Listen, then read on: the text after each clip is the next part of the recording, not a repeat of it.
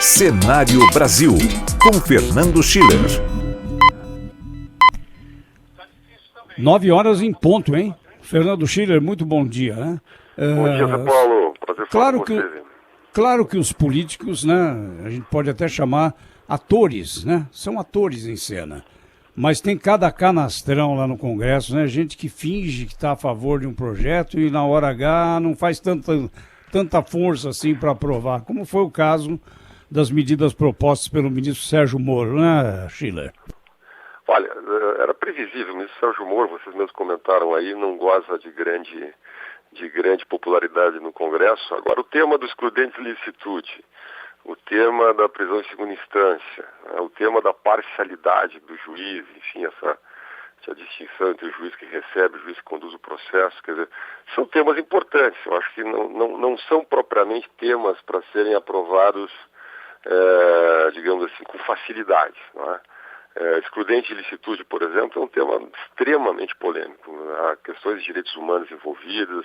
Nós tivemos agora essa tragédia aí, eu diria quase que é um caso, talvez uma palavra pior do que tragédia, né? Na medida que tem responsabilidade policial aqui na favela de comunidade Paraisópolis, né? Aqui perto do Morumbi, você tem abuso policial, né? Você tem imagens ali de um explícito abuso policial. Quer dizer, num país onde você tem tanto abuso policial, você autorizar o excludente de licitude, quer dizer, é um tema difícil. Então eu não acho que é apenas uma questão, digamos, de quem quer se proteger no Congresso, ou não é apenas também uma questão da relação da Lava Jato com o sistema político. Tem temas ali que são realmente complexos e que, em parte, explica essa derrota parcial aí do juiz Sérgio Moro ontem. E já que você falou aí de Paraisópolis, o governador João Dória, que num primeiro momento até elogiou a ação policial na perseguição aos assaltantes que estavam de moto, né? Mas quando ele tomou conhecimento, ele se chocou com as imagens e ontem ele fez uma coisa que poucos governantes fazem. Recebeu uma comissão de moradores de Paraisópolis. É difícil de acontecer isso nesses momentos dramáticos. Geralmente os governantes mandam prepostos para se encontrar com essas pessoas que, com toda a razão, estão revoltadas, né, Schiller? Mas o Dória fez questão ontem à noite de recebê-las em palácio. Eu diria que uma boa atitude, fez o mínimo, forma uma comissão aí. Tomara que não seja uma daquelas comissões feitas para não fazer nada, né?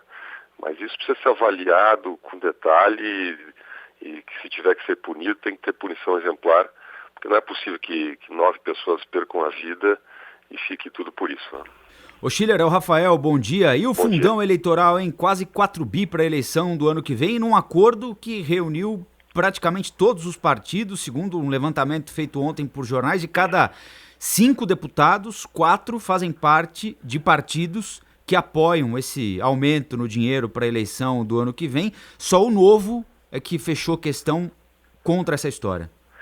Tem várias questões interessantes aí. Primeiro, se descolou aquela regra que originalmente havia sido pensada, né, até para justificar a criação do fundão em 2017, que era a vinculação a 30% das emendas coletivas de bancadas, né? Quando surgiu, vamos lembrar, a ideia do financiamento público, a ideia era não comprometer o orçamento, ou pelo menos não comprometer demais o orçamento. Então os deputados tinham esse argumento, vamos tirar 30% aqui do recurso de emendas parlamentares. São recursos que vão, né, para os municípios e estados, mas que interessam diretamente os parlamentares, né? Então isso daria em torno de 2 bi e 100 pelo cálculo esse ano do montante reservado às emendas, né? Mas foi a 3.800.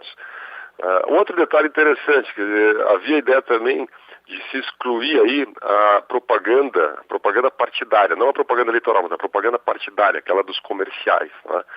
E o que aconteceu essa semana? Por 2 votos apenas no Senado, o Congresso não conseguiu derrubar o veto do presidente Bolsonaro à propaganda partidária. Significa o seguinte, era para ser o fundão esse de 3.800 mais a propaganda partidária, cujo cálculo de incentivo fiscal é em torno de 400 milhões.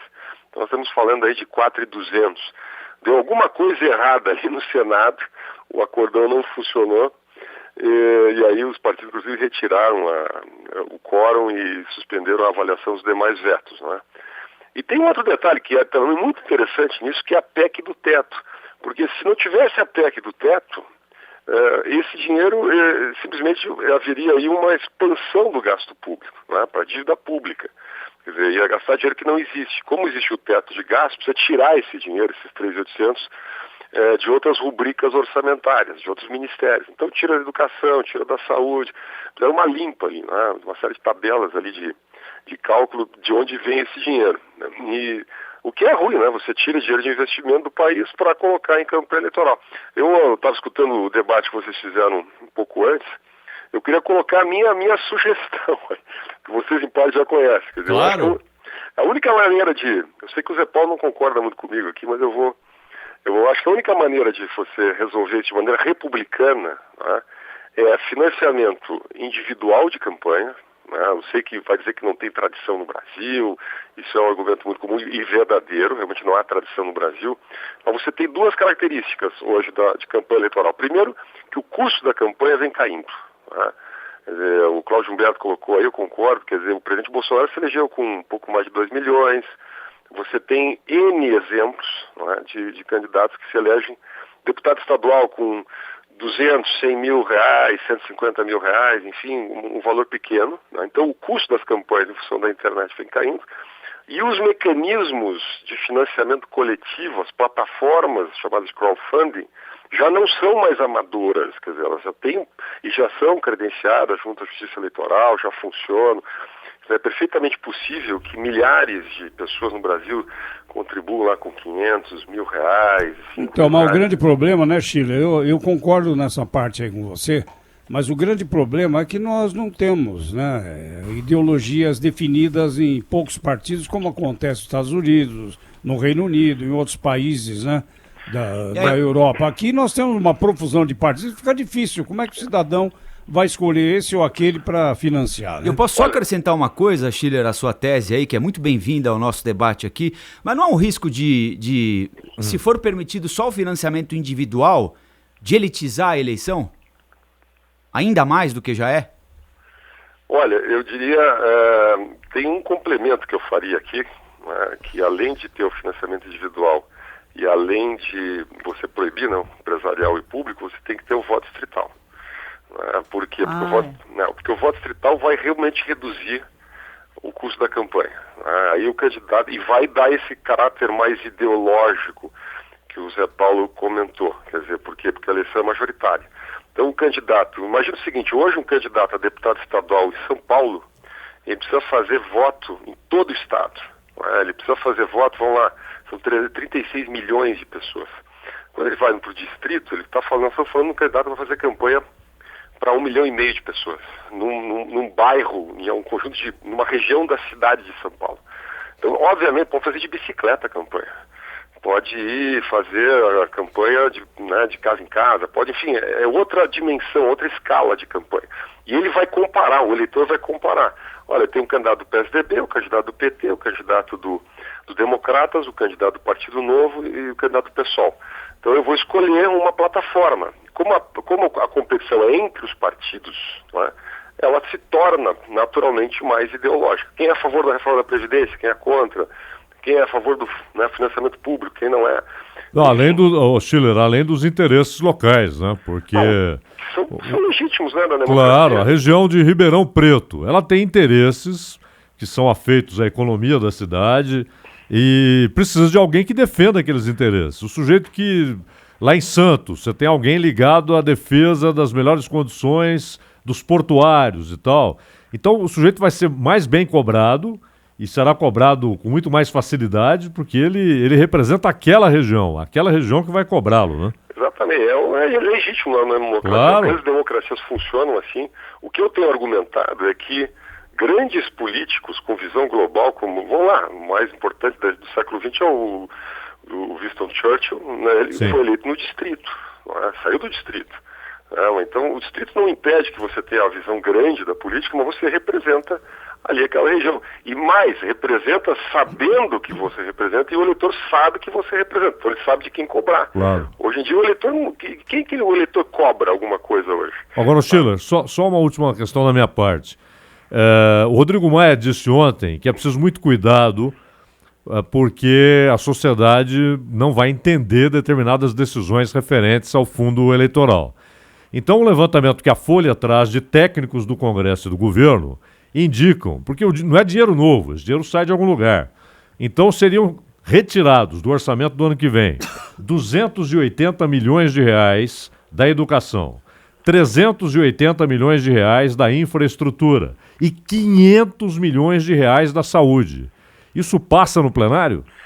Olha, é capaz de passar, viu? É um acordo muito forte, tem mais de 400 deputados.